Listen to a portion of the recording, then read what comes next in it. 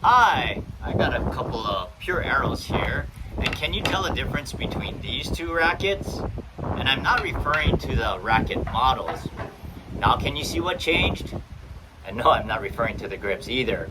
How about this, can you tell me the difference between these two string tubs other than the string color?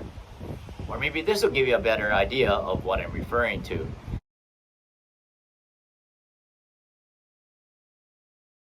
So which racket did I string previously? It might not be evident to you, but I can tell. In this video, I'll share some tips on how to create your own stringing signature and in the process improve your consistency and your artistry. All right, let's go inside. All right, we're back outside. So this client dropped off his two rackets recently, and one of them had a racket label. So that was pretty obvious that I strung this racket. And I'll be actually talking about 5 things, and we'll talk more about racket labels at the end. This other racket that he dropped off didn't have a label, so typically if someone drops off a racket, I'll still check to see if I strung it previously. Maybe the labels came off. So in this case, I'll look at the knot tails, and by looking at the knot tails facing up, because the stringer had to tighten the knot in that manner, so you can tell that this one was mounted with the butt cap up. And that's typically what most stringers will do when mounting their frames on the machine. However, if you look at my frame, the one that I strung previously, you notice that it's down. Well, I didn't do that by mistake.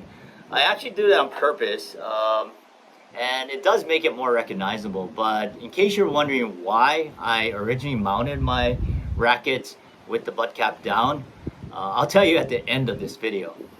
Number 2, knots. Remember this picture earlier? You'll notice the tie-off on the right is a double half hitch knot.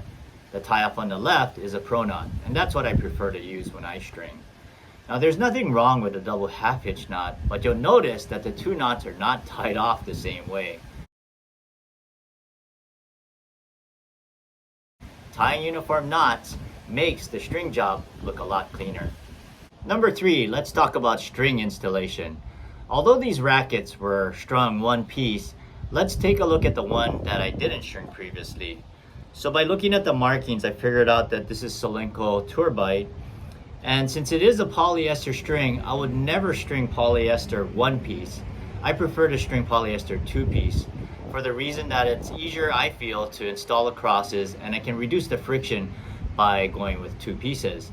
And I did a video on this called Install Crosses Faster and Reduce Friction, and I'll leave the link down below.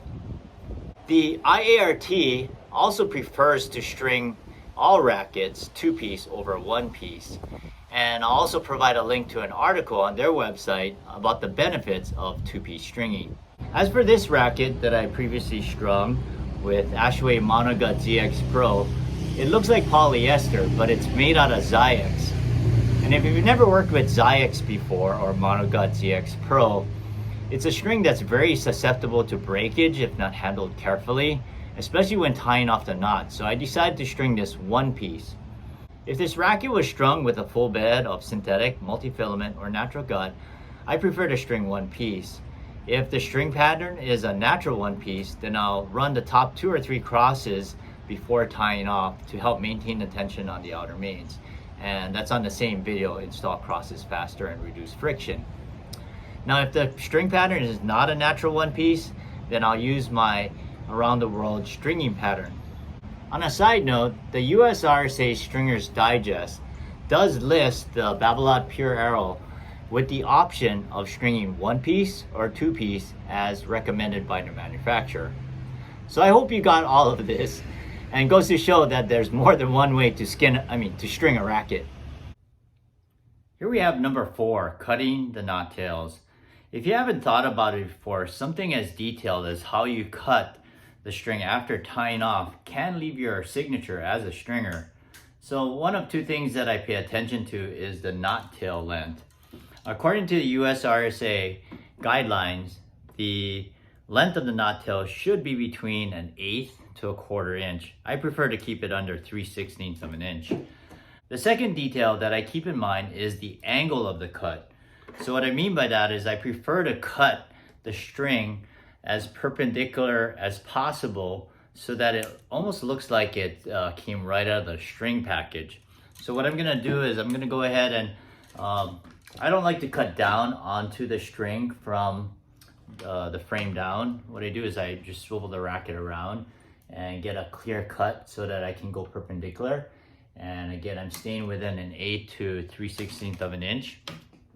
So I'll do that for both knots and just get the cut again to be not at an angle but perpendicular so that it has that nice clean look. So I'll have a picture there so you can see what that looks like. You'll notice that my cutting pliers made this cut cleanly and left little of a crown compared to other string cutters. And if you want to learn more about stringing tools, watch my video Stringing Tools of the Trade to learn more about these cutting pliers. Number 5 is personalized racket labels. As I mentioned, a racket that I strung previously would definitely have a racket label on the racket. And I did cover this topic, and it's another video in itself. So if you want to check that out, go to Custom Racket Stringing Labels. Alright, so now let's return to why I mount my rackets upside down. Well, it goes back to my early beginnings when stringing wood rackets in the 70s, because I strung with the 2211 pattern. And that happens to be another video, which I'll list the link below. But what I did is I made it a point on these wood rackets. There's one side that has this W shape compared to this other side that has just these slots. So I made it a point to always mount the W on the right side of the machine. So if this is the machine here and I mounted it, I would place it on the machine that way. And here's another example. There's the W, this is the slotted side, and I would place that on the right side. So that was to help make things consistent and to remind me where I had to tie off the 7th cross. And if you don't know what I mean by that, you need to watch the video.